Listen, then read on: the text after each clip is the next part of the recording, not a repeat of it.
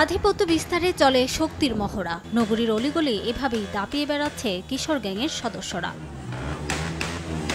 গোমতী পাড়ের নগরী কুমিল্লায় হঠাৎ মাথাচাড়া দিয়ে উঠেছে একাধিক কিশোর গ্যাংয়ের সদস্যরা।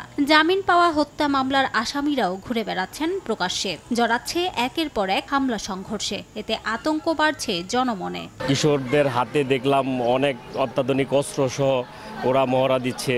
তো এগুলো আসলে আমাদের জন্য খুবই আতঙ্কের বিষয়, বিশেষ করে ব্যবসায়ীদের জন্য। বিকেলবেলা সন্ধ্যাবেলা এই সময়টা বেশিরভাগে কৃষক ব্যাংকে বেশি এখানে উৎপাত চলে। সন্ধ্যার পর যদি পুলিশ টহল দেয় তাহলে তো এটা ভালো হবে আমাদের জন্য।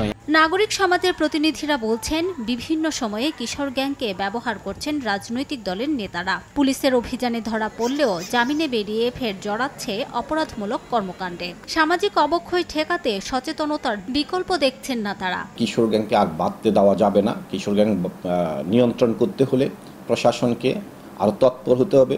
কিছু বিপদগামী কুমিল্লার যে কিশোরদেরকে রাজনৈতিক কারণে বিগত সরকার যেভাবে তাদেরকে ব্যবহার করেছে, এখন আবার তারা মাথাচাড়া দিয়ে উঠছে। এটা প্রশাসন শক্ত হাতে এটাকে দমন করতে হবে, নাহলে কুমিল্লার পরিস্থিতি ভেঙে পড়বে।